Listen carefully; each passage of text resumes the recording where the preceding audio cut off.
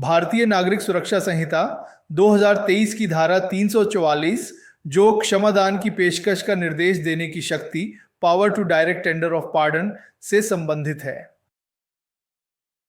धारा 340 क्षमादान की पेशकश का निर्देश देने की शक्ति। यह धारा 341 का विस्तार है और यह बताती है कि एक बार मामला निचली अदालत से सत्र न्यायालय या विशेष न्यायालय को सुपुर्द कमिटेड किए जाने के बाद उस उच्च न्यायालय को भी क्षमादान की पेशकश करने की शक्ति प्राप्त हो जाती है।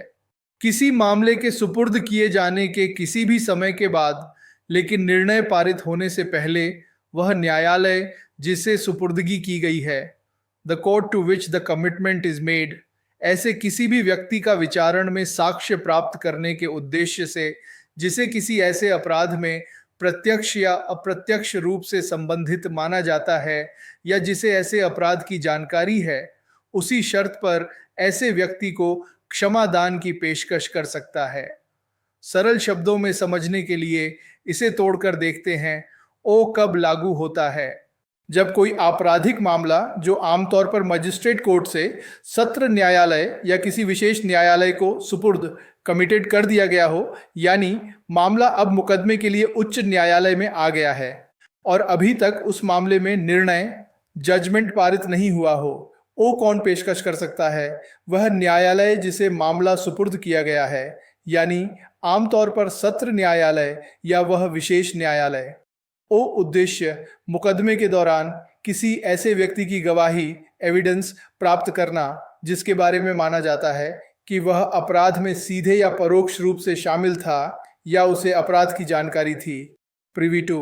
ओ किसे पेशकश की जा सकती है? ऐसे व्यक्ति को। ओ शर्त क्षमादान की पेशकश उसी शर्त पर ऑन द सेम कंडीशन की जाएगी जो धारा 343 में बताई गई है। इसका मतलब है कि व्यक्ति को अपराध और उसमें शामिल सभी व्यक्तियों के बारे में पूर्ण और सत्य प्रकटीकरण करना होगा। मुख्य अंतर धारा 343 से। ओ समय धारा 343 जांच, पूछताछ या विचारण के किसी भी चरण में अक्सर कमिटल से पहले मजिस्ट्रेट द्वारा क्षमादान की पेशकश की अनुमति देती है। धारा 344 विशेष रूप से कमिटल के बाद और निर्णय से पहले के चरण के लिए है, जब मामला सत्र न्यायालय या विशेष न्यायालय के पास होता है। ओ अधिकारिता। धारा 343 सीजेएम या प्रथम श्रेणी के मजिस्ट्रेट को अधिकार देती है। धारा 340 उस न्यायालय को अधिकार देती है जिसे मामला कमिट किया गया है, जैसे सत्र न्यायालय। उदाहरण, एक हत्या का मामला मजिस्ट्रेट कोर्ट से सत्र न्यायालय को कमिट कर दिया गया है। मुकदमा चल रहा है, लेकिन अभियोजन को लगता है कि एक सह अभियुक्त है जो सारे तथ्यों को जानता है और उसकी गवाही के बिना केस कमजोर पड़ रहा है। सत्र न्यायालय अब उस सह अभियुक्त को क्षमादान की पेशकश कर सकता है, बशर्ते वह सब सच बताए। इस धारा का समग्र महत्व। गंभीर अपराधों का समाधान। यह धारा गंभीर और जटिल अपराधों को सुलझाने के लिए एक आवश्यक उपकरण है, जहां अपराध में कई व्यक्ति शामिल हों और साक्ष्य प्राप्त करना कठिन हो, खासकर मुकदमे के बाद के चरणों में। न्यायिक प्रक्रिया की निरंतरता। यह सुनिश्चित करती है कि यदि जांच या पूछताछ के दौरान क्षमादान नहीं दिया जा सका, तो मुकदमे के चरण में भी साक्ष्य प्राप्त करने का विकल्प मौजूद रहे। न्याय का हित। यह न्याय के हित में है कि सत्य का पता लगाया जाए और दोषियों को दंडित किया जाए, भले ही इसके लिए अपराध में शामिल किसी कम दोषी व्यक्ति को क्षमादान देना पड़े। अधिकारों का संतुलन। यह अभियोजन की जरूरतों और क्षमादान स्वीकार करने वाले व्यक्ति के अधिकारों और कर्तव्यों के बीच संतुलन बनाए रखती है, जैसा कि धारा 343 की शर्तों द्वारा निर्देशित होता है। संक्षेप में, धारा 344 सत्र न्यायालय या विशेष न्यायालय को यह शक्ति देती है कि एक बार मामला उसे सुपुर्द किए जाने के बाद, लेकिन निर्णय पारित होने से पहले, वह किसी ऐसे व्यक्ति को क्षमादान की पेशकश कर सके जिसे अपराध में शामिल या जानकार माना जाता है, ताकि मुकदमे में उसका साक्ष्य प्राप्त किया जा सके। क्षमादान की शर्तें वही होंगी जो धारा 343 में उल्लिखित हैं, यानी पूर्ण और सच्चा प्रकटीकरण। भारतीय नागरिक सुरक्षा संहिता 2023 की धारा 345, जो क्षमादान की शर्तों का पालन न करने वाले व्यक्ति का विचारण, trial of person not complying with conditions of pardon से संबंधित है। धारा 348, क्षमादान की शर्तों का पालन न करने वाले व्यक्ति का विचारण।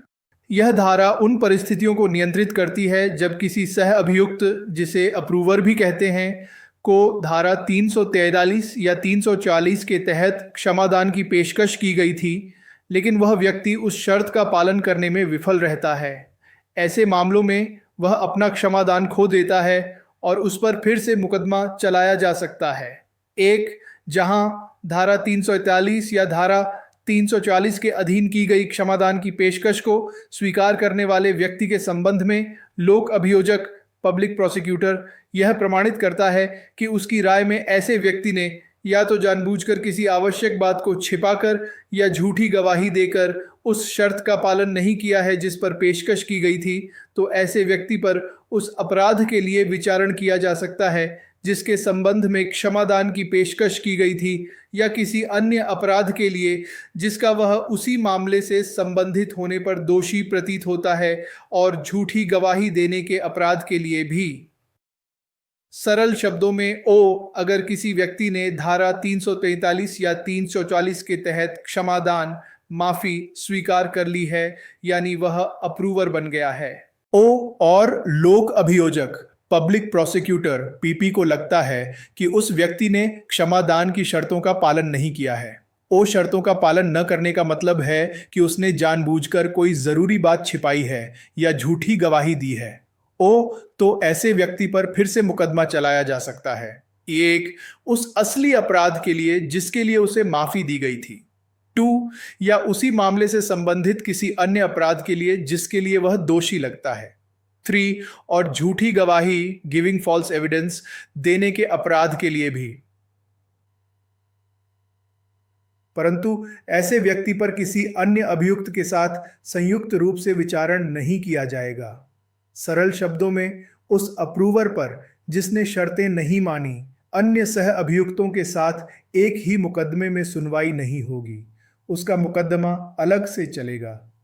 महत्व, यह हितों के टकराव से बचने और प्रक्रियात्मक निष्पक्षता बनाए रखने के लिए है।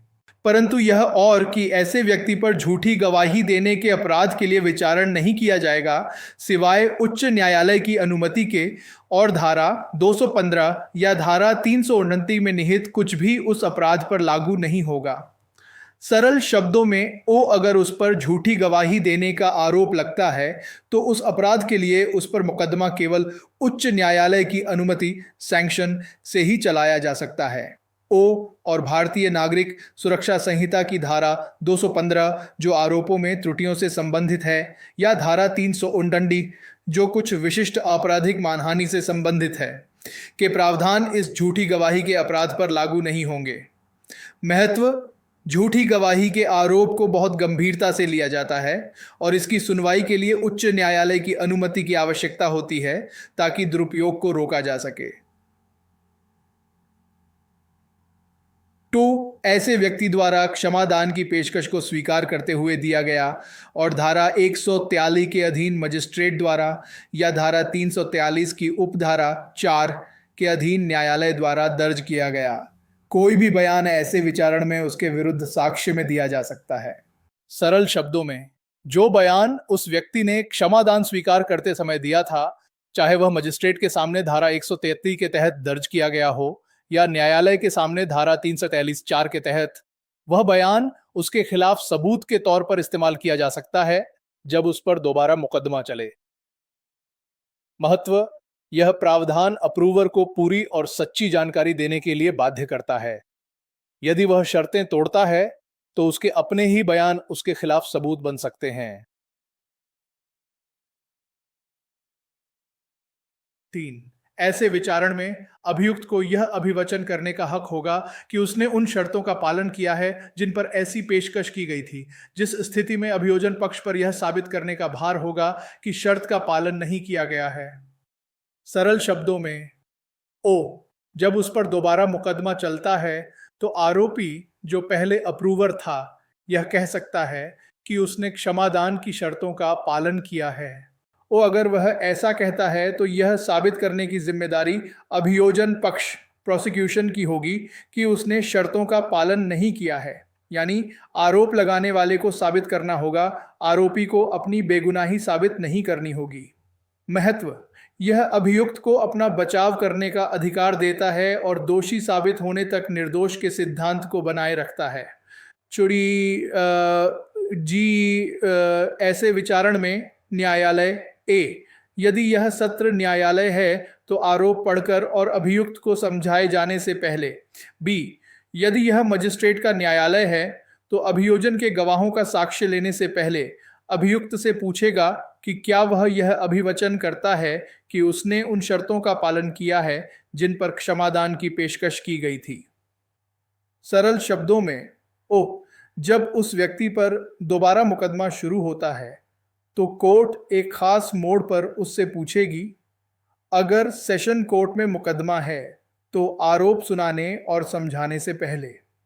अगर मजिस्ट्रेट कोर्ट में मुकदमा है तो अभियोजन के गवाहों की गवाही लेने से पहले। कोर्ट अभियुक्त से पूछेगी कि क्या आप यह कहते हैं कि आपने क्षमादान की शर्तों का पालन किया है।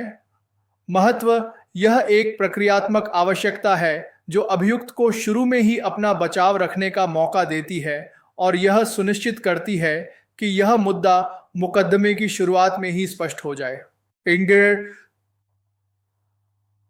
5. यदि अभियुक्त ऐसा अभिवचन करता है तो न्यायालय उस अभिवचन को दर्ज करेगा और विचारण के साथ आगे बढ़ेगा और मामले में निर्णय पारित करने से पहले यह पता लगाएगा कि अभियुक्त ने क्षमादान की शर्तों का पालन किया है या नहीं, और यदि वह पाता है कि उसने ऐसा पालन किया है तो इस संहिता में निहित किसी भी बात के बावजूद दोष मुक्ति का निर्णय पारित करेगा। सरल शब्दों में, अगर अभियुक्त ये कहता है कि उसने शर्तें मान ली थी तो कोर्ट उसकी बात रिकॉर्ड कर लेगी और मुकदमा चलाएगी। लेकिन फैसला सुनाने से पहले कोर्ट को यह तय करना होगा कि अभियुक्त ने शर्तें मानी थी या नहीं। यदि कोर्ट को लगता है कि उसने शर्तें मानी थी तो भले ही उसने कोई अपराध किया हो, उसे दोष मुक्त एक्विटल कर दिया जाएगा।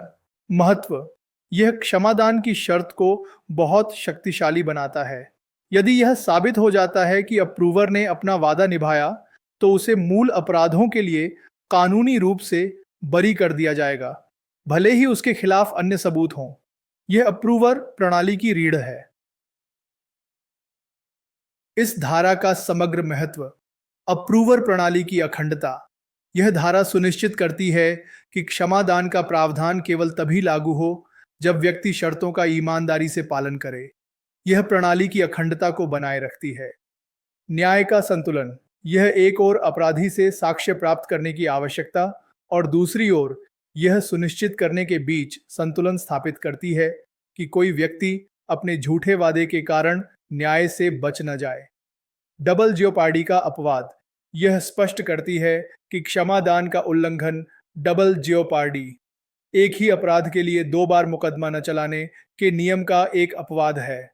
अभियुक्त के अधिकार: यह अप्रूवर अब अभियुक्त को अपना बचाव करने का और यह साबित करने के लिए अभियोजन पर भार डालने का अधिकार देती है कि शर्तों का उल्लंघन हुआ है। उच्च न्यायालय का पर्यवेक्षण: झूठी गवाही के लिए मुकदमे के लिए उच्च न्यायालय की अनुमति की आवश्यकता प्रक्रियात्मक सुरक्षा प्रदान करती है। प्रक्रियात्मक निष्पक्षता: अभियुक्त को मुकदमे की शुरुआत में ही अपना बचाव रखने का मौका देना और अलग से विचारण करना निष्पक्षता सुनिश्चित करता है।